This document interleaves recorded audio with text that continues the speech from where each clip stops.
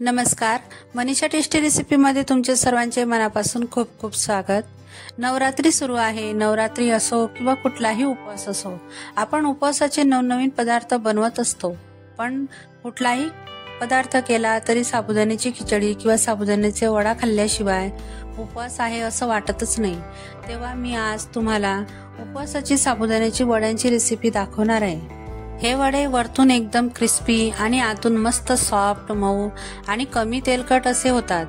झटपट आणि कमी साहित्यात मस्त असे वडे कसे करायचे ते मी काही टिप्ससह तुमच्या सोबत इथं ही रेसिपी शेअर केलेली आहे। तेव्हा हा व्हिडिओ तुम्ही शेवटपर्यंत पहा आणि आवडल्यास माझ्या नवनवीन रेसिपीज पाहण्यासाठी माझ्या मनीषाज टेस्टी रेसिपीज या चॅनलला प्लीज लाईक, शेअर आणि सबस्क्राईब नक्की करा।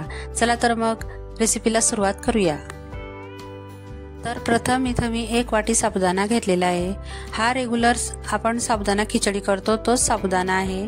तर त्याला मी अगोदर 2 ते 3 पाण्याने स्वच्छ धुवून 3 ते 4 तास भिजत ठेवलेला होता।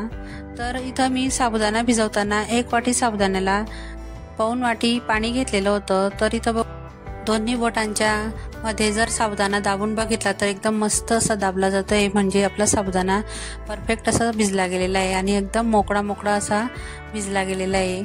साबुदाणा आपला व्यवस्थित भिजला गेलेला आहे। आता आपण वडे करण्यासाठीचे साहित्य बघणार आहोत। तर इथं मी 4 हिरव्या मिरच्या घेतलेल्या आहेत। नंतर इथं अर्धी वाटी शेंगदाणे भाजून साल काढून घेतलेली आहे। नंतर इथं 2 मीडियम साईजचे बटाटे उकडून त्यांची ही साल काढून घेतलेली आहे। आणि आता आपण हिरवी मिरची आणि शेंगदाण्याचा कूट करून घेणार आहोत।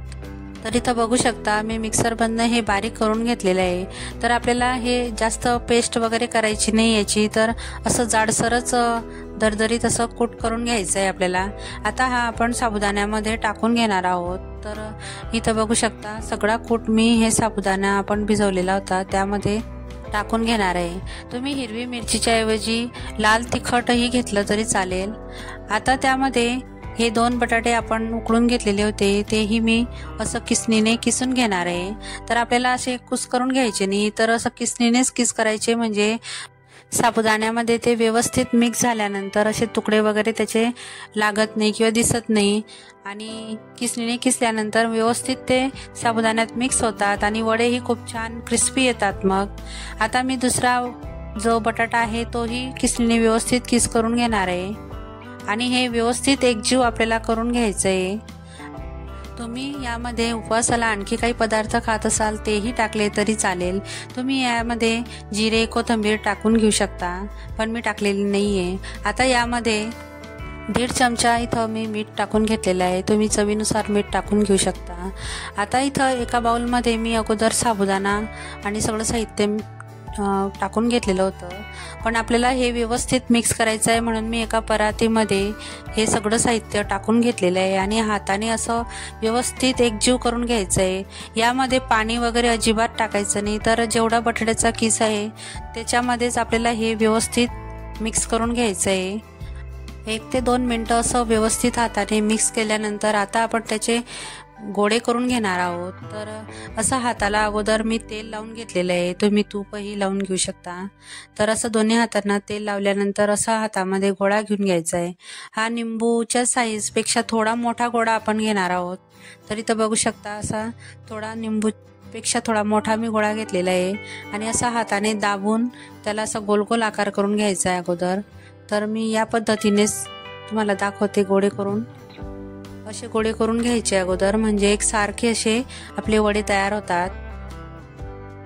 आणि हाताला हे मिश्रण चिकटू नये म्हणून मी थोडंसं तेल लावून घेते, म्हणजे व्यवस्थित असे आपले हे गोळे तयार होतात। तर बघा मी सगळे गोळे तयार करून घेतलेले आहेत आणि 1 वाटीपासून बघू शकता भरपूर असे आपले हे वडे तयार होतात आणि 3 ते 4 लोकांसाठी हे वडे व्यवस्थित पुरतील एवढे वडे बनतात। तर आता परत मी हाताला अजून तेल लावून घेणार आहे आणि आता तुम्हाला वडा कसा तयार करायचा ते दाखवते। तर असा हातावर गोळा घ्यायचा आणि दुसऱ्या हाताने असं वरतून प्रेस करायचं, दाबून घ्यायचं आणि थोडंसं चपट करायचं आहे। फक्त आपल्याला कडेवरचा जो भाग आहे तो बारीक करायचा, म्हणजे पतला करायचा आहे आणि आतला भाग थोडासा जाडसरच ठेवायचा, म्हणजे वडे एकदम मस्त फुगतात। तर बघू शकता असा या पद्धतीने हा वडा तयार करून घ्यायचा आहे। तर मी आता तुम्हाला दुसरा वडा तयार करून दाखवते। तर असं एका हातावर असा गोळा घ्यायचा आणि दुसऱ्या हाताने असा वरतून प्रेस करायचा आणि कडेवरचा भाग थोडा दाबून घ्यायचा। हे बघू शकता अशा कडा तुटून जातात नाही तर, आणि व्यवस्थित त्या कडेवर दाबून घ्यायच्या, म्हणजे तेलात सोडताना अजिबात वडा तुटत वगैरे नाहीये। तर मी आता परत तुम्हाला दाखवून घेते। तर या पद्धतीनेच आता हे सगळे वडे मी तयार करून घेणार आहे। तुम्ही हे वडे करताना लहान मोठ्या साईजमध्ये करू शकताय, तुम्ही यापेक्षा थोडी लहान साईजमध्येही केले तरी चालेल, खूप छान येतात ते वडे। तर आता याच पद्धतीने मी सगळे वडे तयार करून घेणार आहे। तर आता वडे मी हे तयार करते तोपर्यंत मी गॅसवर तेल गरम करायला घेतलेले आहे। तर तेल व्यवस्थित कडकडीत गरम करून घ्यायचं आहे आपल्याला। तेल व्यवस्थित गरम झाल्यानंतरच आपल्याला त्यामध्ये वडे सोडून घ्यायचे। तर असे हळूवार वडे सोडून घ्यायचे तेलामध्ये। तर मी अगोदर 4च वडे टाकून घेते, जेवढं तुम्ही तेल टाकलेलं असेल तेवढे तुम्ही वडे त्यामध्ये टाकून घेऊ शकता। तर अगोदर आपल्याला वडे टाकताना गॅसची फ्लेम हायच ठेवायची आणि तेल व्यवस्थित कडकडीत गरम करून घ्यायचं। नंतरच गॅसची फ्लेम मीडियम ठेवायची, लो गॅसवर आपल्याला हे वडे तळायचे नाहीये, कारण हे जर आपण मंद गॅसवर वडे तळले तर ते तेलकट होतात, ही एक लक्षात ठेवायची टीप। आता एका बाजूने 1 ते 2 मिनिटं व्यवस्थित तेलामध्ये तळल्यानंतर ते पलटवून घ्यायचे आणि गॅसची फ्लेम मीडियम ते हायच ठेवायची, म्हणजे मस्त असे क्रिस्पी आपले वडे तळले जातात। तर असं अजून परत मी हे 1 ते 2 मिनिटं असं तेलामध्ये तळल्यानंतर अजून परत पलटवून घेतलेले वड्यांना, आणि हे बघा असे सतत हे उलट पलट करत राहायचे, म्हणजे व्यवस्थित असे क्रिस्पी होतात आणि आतूनही मस्त तळले जातात।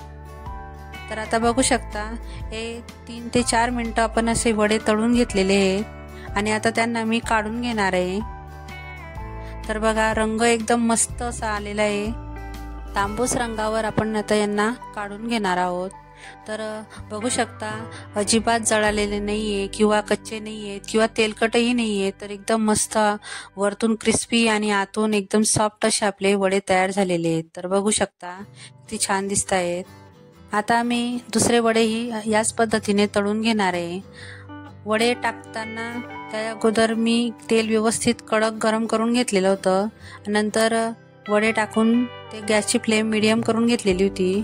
मीडियम ते हाय फ्लेमवरच हे व्यवस्थित क्रिस्पी होईल तोपर्यंत आपल्याला तळून घ्यायचे आहेत। असे अधनमधनं हे उलट पलट करायचे, म्हणजे एकसारखे तळले जातात आणि आतपर्यंतही तळले जातात। तर बघू शकता मस्त असा रंग त्यांना आलेला आहे आणि आता मी हे काढून घेणार आहे। आणि तुम्ही बघू शकता हे अजिबात तुटलेले वगैरे नाहीये, तर एकदम मस्त असे आपले वडे तयार झालेले आहेत, कमी तेलकट, क्रिस्पी आणि आतून मऊ असे वडे, तर कोणीही खाऊ शकेल आणि पचायलाही हलके असे वडे तयार होतात। तर बघा मस्त असा वडा आपला तयार आहे। तर आता वडा म्हटला तर तो कुठलाही असो, डाळीचा असो किंवा उपवासाचे वडे असो, मिरची ही हवीच। त्यासाठी मी इथं ह्या जाडसर अशा मिरच्या तळून घेते, वड्यांबरोबर खूप छान लागतात ह्या मिरच्या। तर आता ह्या व्यवस्थित तळल्यानंतर मी आता यांना काढून घेणार आहे आणि प्लेटमध्ये एका वडे आणि मिरच्या सर्व करून घेणार आहे। तर बघा किती छान दिसत आहेत आपले वडे, एकदम रंगही खूप छान आलेला आहे, वरतून क्रिस्पी आणि आतून एकदम सॉफ्ट असे वडे तयार झालेले आहेत। तर बघा मी तुम्हाला आता एक वडा इथं तोडून दाखवते, वरतून एकदम मस्त क्रिस्पी असा वडा तयार झालेला आहे आणि आतून बघू शकता एकदम मस्त पोकळ असा आणि सॉफ्ट असा वडा तयार झालेला आहे। तर बघा कोणीही ह्या वड्याला खाऊ शकेल असा हा वडा तयार झालेला आहे। तुम्हाला जर उपवासाला दही चालत असेल तर तुम्ही हे वडे दही सोबत खाल्ले तर खूप छान लागतात। तुम्हाला दह्यासोबत जर हे वडे नसतील खायचे तर तुम्ही नुसती मिरची सोबतही हे वडे खाल्ले तरी खूप छान लागतात। आणि तुम्ही उपवासाला कुठलाही पदार्थ केला आणि साबुदाण्याचा वडा किंवा साबुदाण्याची खिचडी नाही केली तर असं उपवास धरलेलाच नाही असं वाटतं। तर तुम्ही ही वड्यांची रेसिपी एक वेळा नक्की ट्राय करून बघा आणि तुम्ही ह्या नवरात्रीला मी सांगितलेल्या पद्धतीने हे वडे नक्की ट्राय करून बघा. लहानांपासून मोठ्यांपर्यंत सगळ्यांनाच हे वडे आवडतील. एवढे छान टेस्टी कुरकुरीत असे हे वडे तयार होतात. तर तुम्हाला माझी ही रेसिपी कशी वाटली ते मला कमेंट करून नक्की सांगा. आणि आवडल्यास लाईक करा, शेअर करा आणि सबस्क्राईबही नक्की करा. चला तर मग पुन्हा भेटूया अशाच एक नवीन रेसिपी सोबत. तोपर्यंत मस्त खा आणि स्वस्त राहा.